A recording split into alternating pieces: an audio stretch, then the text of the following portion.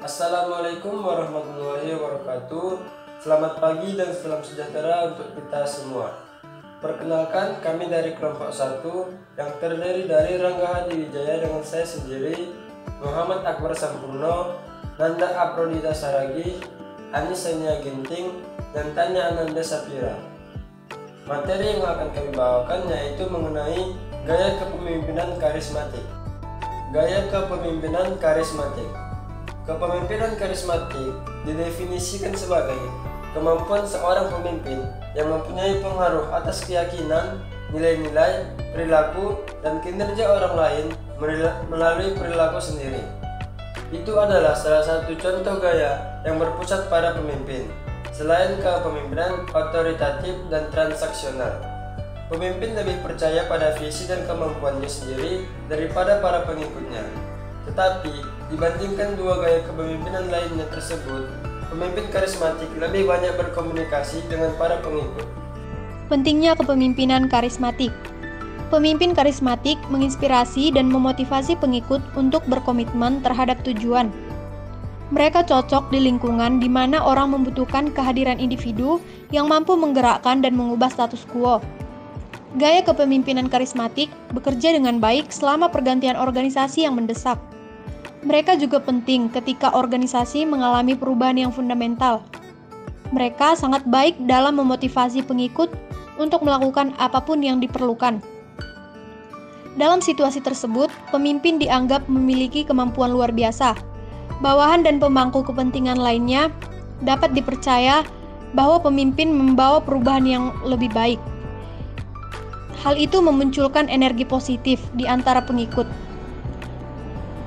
Mereka secara sukarela mengikuti perintah dengan kepercayaan yang tinggi. Materi selanjutnya yaitu karakteristik kepemimpinan karismatik. Para pemimpin karismatik sangat peduli dengan citra mereka. Untuk itu, mereka akan menggunakan berbagai cara untuk memikat dan menginspirasi para pengikut. Berikut ini adalah ciri-ciri pemimpin karismatik. Yang pertama yaitu visioner. Pemimpin memikirkan atau merencanakan masa depan dengan kebijaksanaan dan imajinasi. Yang kedua, kreatif. Mereka berpikir di luar kotak, menerima tantangan, dan melihatnya sebagai peluang. Yang ketiga, memiliki kepribadian yang kuat. Pemimpin memancarkan kepercayaan diri, memiliki rasa diri yang kuat, dan jarang mengungkapkan keraguan diri. Itu membuat banyak orang tertarik untuk mengikuti dan melaksanakan perintah mereka. Yang keempat, kerendahan hati. Pemimpin peka terhadap lingkungan mereka dan kebutuhan para pengikut. Mereka berhati-hati agar tidak menimbulkan ketidaknyamanan atau melukai orang lain. Yang kelima yaitu risk taker. Pemimpin berani untuk mengambil resiko pribadi demi mewujudkan visi dan menuju kondisi yang lebih baik. Yang keenam, komunikator ulung. Mereka mahir menggunakan perilaku tidak konvensional. Mereka mampu menggerakkan banyak orang hanya dengan kata-kata, pidato, atau perilaku. Yang ketujuh yaitu self-monitoring. Mereka membanggakan diri mereka sendiri yang tanpanya mereka tidak mendapatkan kegembiraan. Yang kedelapan, agen perubahan. Mereka mengubah status quo untuk menuju masa depan yang lebih baik. Yang kesembilan, pantang menyerah. Mereka tidak putus asa untuk mewujudkan cita-cita. Mereka tidak takut gagal meski harus menghadapi perjuangan dan tantangan yang sulit, bahkan beresiko kematian. Kelebihan dan kekurangan kepemimpinan karismatik. Kelebihan kepemimpinan karismatik yaitu menjadi katalisator untuk perubahan ke arah yang lebih baik. Pemimpin menjual visi dan mendorong orang untuk mewujudkannya.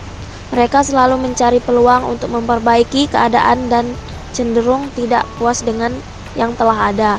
Selanjutnya, membangun energi positif. Itu membuat pengikut percaya diri bahwa mereka berada pada jalur tepat. Mereka juga membangun optimisme dan kebersamaan di antara para pengikut. Selanjutnya ada membangun komitmen kuat di antara para pengikut, sehingga pengikut kompak untuk melaksanakan dan mewujudkan visi bersama. Pemimpin berkomunikasi dengan pengikut pada tingkat emosional yang dalam, sehingga membangkitkan emosi yang kuat pada pengikut.